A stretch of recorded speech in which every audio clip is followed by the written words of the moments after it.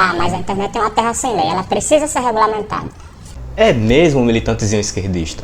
Pois eu vou mostrar a você que não. A internet não é uma terra sem lei. Fala turma, Flávio do Direita Sergipano aqui, e nessa semana eu farei uma série de vídeos para desmentir as principais narrativas da esquerda que vêm sendo utilizadas para poder enganar a população e os próprios deputados para que eles apoiem a lei da censura, o PL 2630.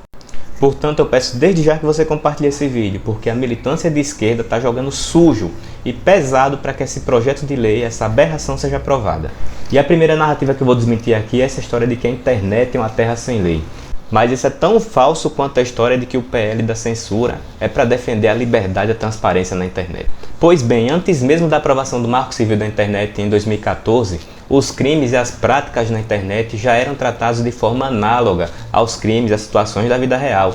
Por exemplo, o artigo 5º da Constituição ele fala que é inviolável o sigilo de correspondência das comunicações telegráficas, salvo em caso de decisão judicial, ou seja, as suas conversas elas não podem ser violadas. E dessa forma eram tratadas também as comunicações de e-mails, entre aplicativos de mensagem, etc. Além disso, as próprias plataformas já têm seus próprios termos de uso, suas regras de conduta, que a maioria das pessoas não lê, mas que já são bem rígidos em relação à remoção de conteúdo, especialmente quando se trata de remover conteúdo relacionado à direita, né? E com a aprovação do Marco Civil da Internet, uma série de novas regras foi implementada para os provedores de conexão, os provedores de aplicativos, as plataformas de redes sociais e os próprios usuários.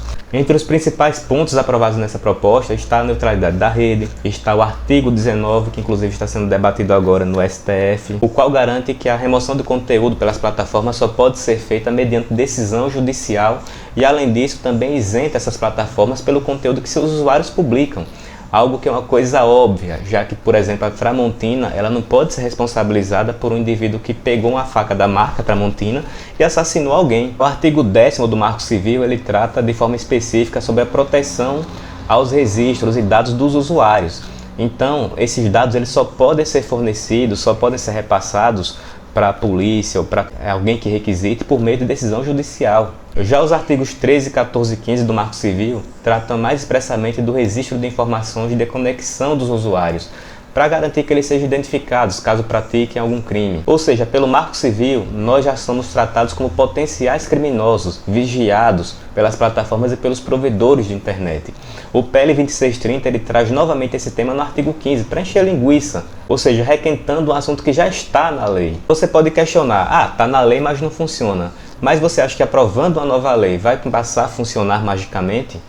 E o que chama a atenção é que esses pontos defendidos na época do debate do Marco Civil, como a neutralidade da rede, estão ameaçados com o PL 2630, que impõe às plataformas a moderação pelos conteúdos potencialmente ilegais, né? Seja lá o que isso signifique. E ainda pior, nessa semana agora o STF vai julgar a constitucionalidade do artigo 19, o artigo que garante esses dois pontos importantíssimos que eu falei, né? Que as plataformas elas não sejam responsabilizadas pelo conteúdo que seus usuários publicam. E se isso for derrubado, a gente vai ter uma série de remoção de conteúdo de forma prévia, a censura prévia na internet. E com a revogação desse artigo, simplesmente vai passar a valer o que o STF decidir, sem que haja sequer a aprovação de uma nova lei, o que é um completo absurdo. O STF, mais uma vez, legislando. E o que chama a atenção também é que influenciadores como o Felipe Neto, por exemplo, que eram contra a versão original do Marco Civil por ameaçar a liberdade de expressão, agora eles não só apoiam como trabalham pela aprovação do PL da censura. O que mudou, né? Nós sabemos o que é que mudou. O que mudou foi que o pensamento, as ideias, as pautas de direita cresceram nos últimos anos, bem como os nomes dos seus representantes, especialmente Bolsonaro. E agora existe uma verdadeira caçada, com o intuito de calar, de criminalizar, de perseguir opiniões políticas que vão contra a ideologia do sistema.